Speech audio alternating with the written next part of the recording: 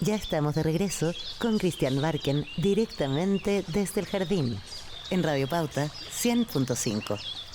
Seguimos caminando en este pequeño jardín al fin del mundo. Son exactamente las 7:36 de la tarde.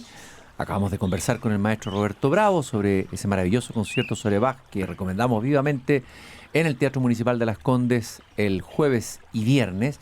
Y ahora vamos a hacer un giro en la temática y vamos a ir un poco a la actualidad, que no hay que abandonarla y que hay que profundizarla. Eso intentamos humildemente aquí desde el jardín. Y de repente yo siempre estoy buscando, bueno, yo soy columnista, escribo columna, pero siempre me gusta mucho leer columnas, soy un lector de hace mucho tiempo atrás, ¿eh? Y uno va mirando, y me ha llamado la atención un columnista joven que ha escrito por lo menos unas 2 o 3 columnas muy interesantes en distintos medios de comunicación. Esta me parece que esta última que voy a comentar apareció en Ex Ante.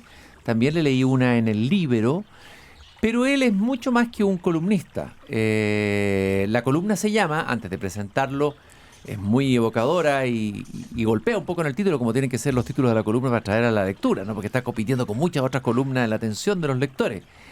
¿Por qué Sin Filtros destruirá la derecha? Sin Filtros es el programa emblemático que ve mucha gente, que tiene mucha audiencia, muchos lo conocen, y el autor de esta columna es un joven abogado y académico, Álvaro Vergara. Él es licenciado en Ciencias Jurídicas de la Universidad de los Andes, magíster en Estudios Políticos, profesor investigador de Faro UDD, traductor, entre otras cosas, de un filósofo, Michel Polanyi, ¿no es cierto? Sí. Un filósofo olvidado, entre comillas, y escribió un libro muy interesante sobre el neoliberalismo, que también podemos hablar de repente de pasadita en esta conversación de hoy día. Y quiero agradecerte, Álvaro, que hayas venido esta tarde aquí a caminar conmigo en este jardín. Hola, Cristian. No, muchas gracias a ti por la invitación. Un gusto estar acá y también un honor compartir el capítulo con el maestro Bravo. Así que imagínate, topaste ahí en el jardín, se encontraron, ¿no es cierto? Sí, pude saludarlo. Y lo fuiste a saludar. Oye, Álvaro, a ver, vamos a centrarnos un poco primero en la columna. Hay varias ideas que son interesantes en tu columna. Y tú hablas de que en estos tiempos de crisis, voy a leerlo, demandan el ideal del viejo político. Se necesitan personas de cabeza gacha, centradas en su trabajo y en sacar el país adelante. Plegarse a las tendencias del siglo, entre ellos la idea de que uno es el centro del universo, nos ha llevado en parte a la situación actual. La derecha con convicción y republicana estuvo antes que Sin Filtros y debe continuar. A ver, hablemos primero del viejo político que sería necesario para hoy, para estos tiempos de crisis actual. No podría decir viejo político, la vieja forma de hacer política está ya de modé, ya no nos sirve. Me gustaría que profundizaras primero en eso, Álvaro. Sí, Cristian, yo efectivamente con la columna busqué retratar un arquetipo del viejo político que sale bien delineado en este libro que se llama Cuando los políticos eran inteligentes, de Lafourcade. Sí, cuando los políticos eran inteligentes. Sí, que pese a todas las locuras y actos estrafalarios que ellos hacían, siempre, en los ámbitos institucionales preservaban las formas. Había ahí como ciertas formas de caballerosidad. Por ejemplo, cuando Allende en una historia se fue a duelo, digamos, y no se alcanzaron a disparar. Creo que en ese sentido me interesaba rescatar la derecha. Se fue a un duelo con Rettig. Sí. Sí. Pero no se dispararon. Sí, no se dispararon. En esa época se hacían duelos, hay que decirlo. Exacto. Muchas cosas se resolvían por duelo. Se resolvían, digamos, de frente y manteniendo las formas. Sí.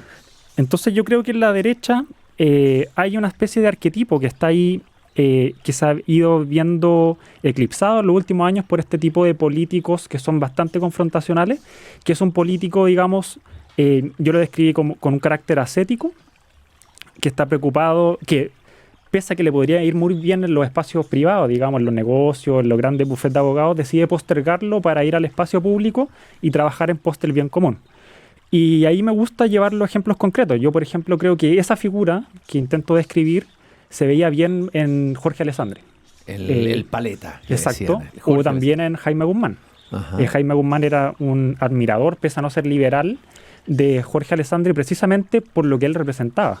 Fíjate que quiero meter aquí la cuchara cortito. Yo era estudiante del Campo Oriente, yo era militante de izquierda, Jaime Guzmán era nuestro adversario, casi el enemigo número uno, y a mí me impactó una vez que lo vi subir a la misma micro que yo tomaba, andaba en micro, él lo manejaba, con una sencillez, con una bufanda, muy a lo Paleta, ¿no es cierto?, muy Alessandri, se sentó ahí, o sea, podría haberle pasado a alguien, lo podrían haber agredido, estaba exponiéndose, se sentó delante mío en el asiento del bus.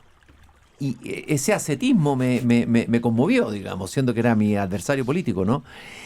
Ya, Guzmán, Alessandri, y tú incluso nombras a otros políticos más atrás en la historia.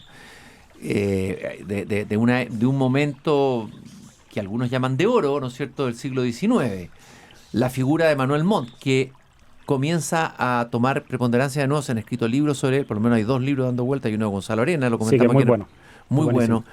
Y hay otro que no recuerdo el autor, pero Manuel Montt, por ejemplo, sería una figura dentro de esta línea, ¿no es cierto? Sí, yo intenté, digamos, conectar con la contingencia, con la figura de Portales, porque pese a que Portales tenía una vida privada, digamos, bastante desordenada, tenía una niña ahí que se llamaba Constanza Nordenfleisch, que la tenía como escondida y la iba a ver de vez en cuando. Y le gustaba ir a la chingana. Claro, y le gustaba ir a la zamacueca y todo eso. Exacto.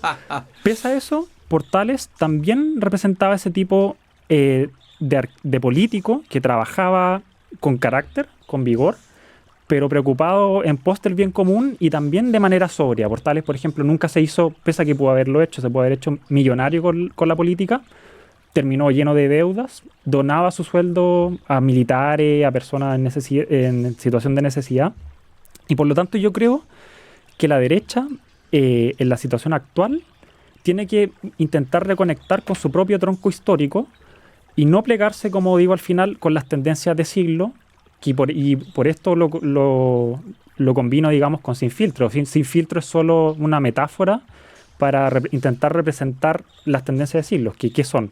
Es lo que yo veo, digamos, que me preocupa que sea tomada por la derecha, que es la descalificación, pensar siempre en la propia carrera y no en el proyecto común, digamos, los partidos, en el proyecto a futuro, y sobre todo intentar llamar la atención con cualquier cosa que se les venga a la cabeza. Hasta performance, ¿no es cierto? Sí. Hasta cosas performativas. Exacto. Ahora, esto no es, siendo justo, no es solamente una situación que se ve en la derecha, también en la izquierda encontramos personajes de esta misma línea. Lo que pasa es que, claro, tú estás rescatando acá una cierta derecha, ¿cómo llamarla? Republicana, casética, conservadora en un cierto sentido, aunque también me imagino que hay algunos políticos de derecha liberales. Y está la idea del gobierno impersonal de Portales. Sí. Claro, Portales iba a la chingana, pero no sé si como figura pública hacía performance de chingana. Me da la impresión de que no. O al menos las mantenía en silencio, digamos, y hacía todo lo posible para no andar divulgando este tipo de cosas en el espacio público. Si mi problema, por ejemplo, y esto se puede traspolar a la actualidad, no es que los políticos vayan a Sin Filtro, digamos, que ellos hagan lo que quieran y que la gente que le da audición a este tipo de programa, si a ellos les divierte o les entretiene ver a estas personas en un panel de 3 contra 3 gritándose y diciéndose de todo, incluso a veces hasta garabato, está bien. Mi problema es cuando utilizan este tipo de espacios para llegar luego a los puestos de representación, y en los puestos de representación, que son solemnes y formales y en los que hay que mantener las formas, no lo hacen. ¿Y eso te parece que ha pasado ahora en el gobierno entrante? ¿Lo has visto de alguna manera en el gobierno entrante? No lo he visto, digamos, con los ministros ni en la figura del presidente. Yo creo que ellos han adoptado un tono republicano institucional. Incluso la misma vocera que proviene de este programa, que se hizo famosa ahí, yo creo que Mara Sedini cambió el tono adentro, cambió, dejó el personaje Sin Filtro. Dejó el personaje Sin Filtro e intentó cambiar rápidamente, pero sin embargo, yo esta transformación no la he visto en la Cámara de Diputados. Y de ahí proviene mi ejemplo. Yo cito, por ejemplo, recuerdo el caso de la diputada Rodríguez, que se apoda la Capitana Rodríguez, en un guiño, digamos, a Carabineros, olvidando, digamos, todos los esfuerzos que hacen los carabineros para alcanzar ese tipo de grado jerárquico, que se vistió con un uniforme verde en el cambio de mando. Es decir, en el acto tal vez más solemne Bueno, y de ahí la República. acaparó la atención y le hace un flaco favor al presidente que quería imprimirle a la ceremonia justamente este tono portaliano, Exacto. impersonal, republicano, ¿no? O sea, termina siendo ella el foco de atención, está buscando la atención de las cámaras.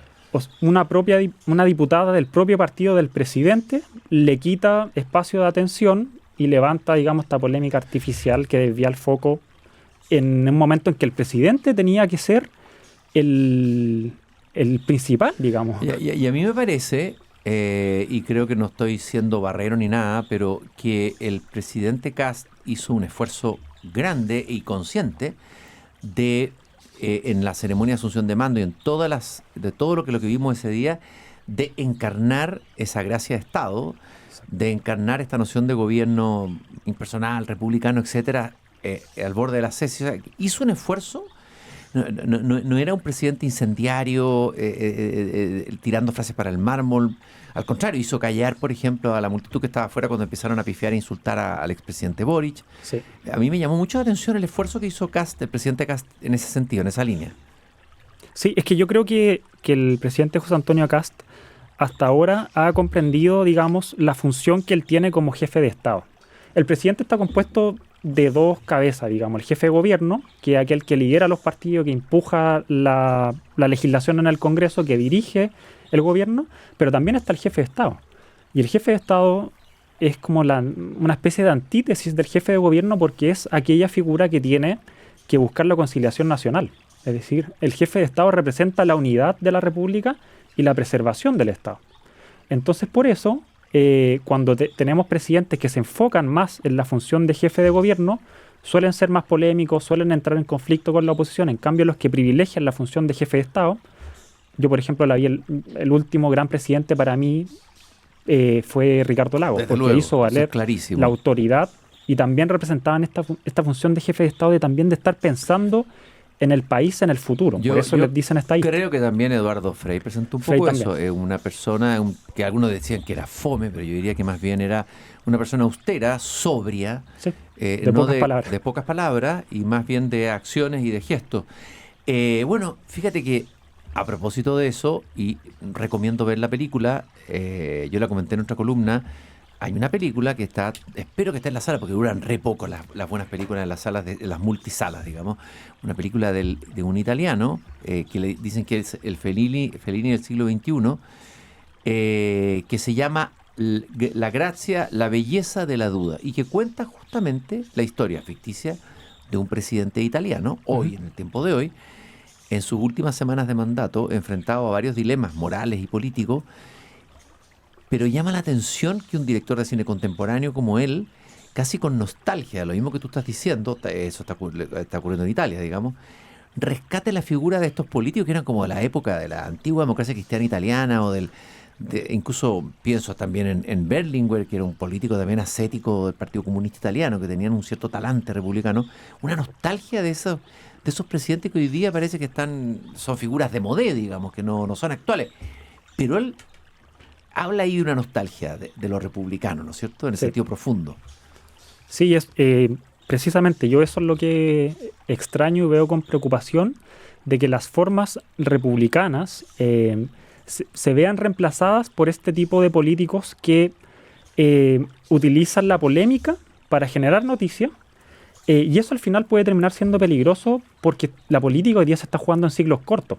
Y hemos visto, digamos, que podemos pasar de un polo al otro rápidamente. El mejor ejemplo es la convención, que después terminamos, digamos, en todo lo contrario. Y en ese sentido, yo creo, hablando desde la derecha, siendo muy transparente, es peligroso porque el día que pueda girar esto, y es bastante posible, vamos a estar representados, y las ideas de derecha van a estar representadas y defendidas por personas cuya única tecla es la polémica. Si, digamos, Portales era tenía polémica, y uno lee las cartas y tienen picardía, en fin, pero el bagaje intelectual y cultural de estos viejos políticos era muy diferente. O sea, Guzmán también no tenía miedo en entrar en oposición, digamos, a los otros, al bando contrario, pero las herramientas que utilizaba para enfrentarlo, los argumentos eran mucho más sofisticados de los que estamos viendo hoy día. Bueno, pero a propósito de eso, de que se alimentan de la polémica, tú mismo lo dices, que hay una premisa en esta manera de actuar, que es que quien no crea polémica pierde conocimiento. Y aquí está algo que está de alguna manera tergiversando y haciendo correr el peligro de perder la esencia de esa derecha de la que tú sientes nostalgia, por lo que veo, con convicción y republicana, etcétera, es la famosa batalla cultural. Entonces, es difícil que en medio de una batalla cultural en curso, la figura de un político sobrio, más silencioso, ajeno a la polémica, pueda esplender, ¿no? Sí. Y ahí quizá hay una debilidad en este discurso de la batalla cultural, sobre todo a nivel de Sin Filtro, porque la ven como una confrontación prioritariamente a través de redes sociales. Y la conquista de espacios culturales es algo que está estudiado por filósofos que vienen de antes de Gramsci, pero Gramsci fue el artífice en popularizar esto, y yo por eso creo que hoy día hay gramscianos de derecha, está lleno de gramscianos de derecha hace rato, que intentan cooptar los espacios públicos y los ámbitos donde se reproduce la cultura, desde las iglesias hasta los colegios, en fin, para imponer sus ideas sobre la otra. Que eso era una práctica más bien de una cierta izquierda gramsciana. Y esta es la contrarreacción. Claro. Y lo hacen desde los espacios que ellos tienen, que son los medios de comunicación, que es Sin Filtro, que son las redes sociales. Y los incentivos son bastante perversos, porque lo que te genera esta ideología de la batalla cultural es intentar reproducir ideas complejas y problemas complejísimos en un reel de TikTok de 30 segundos. Claro, y entonces, evidentemente que la mayoría de los políticos, particularmente eso se ve muy fuertemente, es verdad, en la Cámara de Diputados, con mucha intensidad, en vez de optar por la sofisticación, el silencio, la sobriedad, la práctica de la virtud, bueno, ahí está la virtud como un gran valor. Tú hablas de que el gobierno, es casi un consejo que estás dándole aquí al presidente entrante, encabezado por un presidente que encarna el ideal del trabajador público virtuoso, necesita llevar a cabo su programa, y para conseguirlo debe evitar que sus aliados se enfoquen en actuaciones improductivas. Es decir, que aquí se le puede abrir un flanco interno desde este lado que puede hacer desviar la energía, lo que quiere comunicar a la población, y puede entrar y meterse ahí en una espiral que es de la cual es muy difícil salir después. Exacto. Y esto se ve con los discursos. Por ejemplo, en la columna cito un discurso de Pancho Orrego, que este diputado que se hizo famoso por Sin Filtro, y él, yo al principio pensé que ese discurso fue hecho con inteligencia artificial. Bueno, uno siempre duda todo ahora. Porque era tan... Quiero decir a todos los que nos están escuchando que aquí no hay dos inteligencias artificiales conversando, hay dos inteligencias con errores, humanas. Toco ahí la madera para que se sienta que es así. Entonces, él partía su discurso criticando al presidente Boric por no dar su examen de grado, y luego pasa a criticar a Mario Marcel. Entonces el discurso no tenía ni patas ni cabezas, era una tole-tole de pachotada hacia el rival, pero lo que pasa es que cuando ese tipo de discursos se van reproduciendo en el Congreso, al final lo que se está haciendo es cortar puentes con la oposición. Y este gobierno, y se demostró ahora para aprobar el paquete de medidas legislativas paliativas del combustible, necesitó puentes comunicantes con la oposición. Desde luego. Personas, quizás José García Ruminot podría representar un poco el ideal de este político de derecha más sobrio, ¿no es cierto? Del que tú hablas. Y Claudio Alvarado, entre otros ministros, el ministro de Defensa Fernando Barro, que son gente que viene del mundo privado, pero que están ahí. El mismo Luis Alejandro Silva, por ejemplo, que se hizo viral en veces pasadas por frase en alguna entrevista. Hoy día cambió completamente, entendió esta lógica y está ahí trabajando. Sí. Maduro creció, le pasaron cosas. Tú dices, estos tiempos de crisis demandan el ideal del viejo político. Se necesitan personas de cabeza gacha, centrados en su trabajo y en sacar el país adelante. Lo que a mí me llama la atención es que una persona tan joven como tú, porque en general los jóvenes están bien metidos en la batalla cultural y bien sobregirados en esto, tanto de izquierda como de derecha. Ver a alguien joven que esté con esta nostalgia del viejo político. ¿De dónde te viene esta Me viene del conocimiento o algo del conocimiento de la derecha histórica. Creo que ahí hay algo que rescatar y tener presente, intentar que estos políticos puedan conectar con su antepasado, con Sergio Onofre Jarpa en Renovación Nacional, con el mismo Guzmán en la UDI, con los... Ahora, Onofre Jarpa de repente sacaba unas cuestiones de guaso, le sacaba la huasca y decía algunas cosas también, unas barbaridades entre medio, siendo un político interesante. Pero era un político de otro fuste, completamente. Y también lo veo con preocupación. Porque El Marqués Bulnes, pienso yo. Sí. Gran personaje, Sí. El famoso Marqués Bulnes, Francisco Bulnes. Pero lo veo con preocupación porque yo creo que este tipo de políticos, el político sin filtro como yo le llamo, es un mal ejemplo para las nuevas generaciones.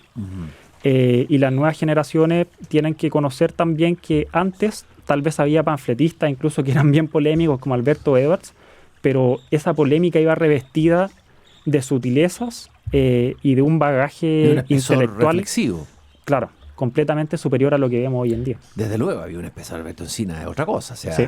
me encantaría que hubiera un Alberto Encina sin filtro y en otro, no digo que no pueda haber, no haberlo, pero gente de ese tonelaje. Oye, de esa profundidad. Pero el problema, el gran problema, es que ese tipo de político que tú añoras y reclamas para la derecha con la que tú te identificas, el de cabeza gacha, concentrada en el trabajo y no distraída en el reel o en la performance o qué sé yo, el problema es que eso no está dando votos en el mundo, en todas las democracias liberales. Ese es el problema con el que estamos hoy día. Entonces ahí hay una responsabilidad también del ciudadano. Sí. Que le está dando votos a los que meten más ruido, a los que hacen más farsa, a los que hacen más pantomima, más show. Sí, yo estoy de acuerdo. Eso lo trata muy bien Mario Vargas Llosa en este libro La civilización del espectáculo. La civilización del espectáculo, sí. Que algunos consideran exagerado, yo no lo considero exagerado. Que algunos lo tildan de un libro elitista, pero yo creo que él marca un punto interesante ahí porque dice que la cultura se ha deteriorado precisamente por este nuevo afán de las personas de perseguir lo que les da entretenimiento. Y yo creo que los políticos actuales que ofrecen polémica, al final lo que están haciendo es una cultura del entretenimiento en el sentido de generar morbo. Entonces yo creo que hay que resistirse un poco a eso y si bien van a tener un poco de menos conocimiento, yo creo que se puede salir perfectamente reelecto haciendo un buen trabajo distrital. Álvaro, yo te quiero agradecer esta conversación que hemos tenido. Hay que echarle ojo a este nuevo columnista, hay que seguirlo. Tú escribes en Ex Ante y de repente escribes en el libro, así Sí. donde salga, ¿no es cierto? Sí. Muchas gracias por haber venido acá, investigador joven del Faro UDD, Álvaro Vergara con nosotros en Desde el Jardín. Fue un gusto haber conversado contigo, Álvaro. Un gusto. Fíjate que voy a compartir algo contigo al terminar el programa y con todos los que nos están escuchando, y es que en un día como hoy fallecía un gran poeta que no es tan reconocido y tan recordado, un gran poeta argentino que a mí me encanta, que se llama Roberto Juarros, que es un poeta de un tinte o de un talante filosófico, es como un poeta filosófico, por decirlo de alguna manera, y que escribió una obra importante, poesía vertical, y quiero terminar, ya que recordamos el día en que falleció Roberto Juarros, un maravilloso poema, y con esto vamos a cerrar el jardín de hoy día, cuando son las 7:58, y dice Roberto Juarros: mientras haces cualquier cosa, alguien está muriendo. Mientras te lustras los zapatos, mientras odias, mientras le escribes una carta prolija a tu amor único o no único. Y aunque pudieras llegar a no hacer nada, alguien estaría muriendo, tratando en vano de juntar todos los rincones, tratando en vano de no mirar fijo a la pared. Y aunque te estuvieras muriendo, alguien más estaría muriendo, a pesar de tu legítimo deseo de morir un minuto con exclusividad. Por eso, si te preguntan por el mundo, responde simplemente: alguien está muriendo. Roberto Juarros. Nos encontramos mañana nuevamente aquí a las 7 de la tarde cuando vuelva a abrir la verja de madera de mi jardín. Hasta mañana, queridos radiovidentes.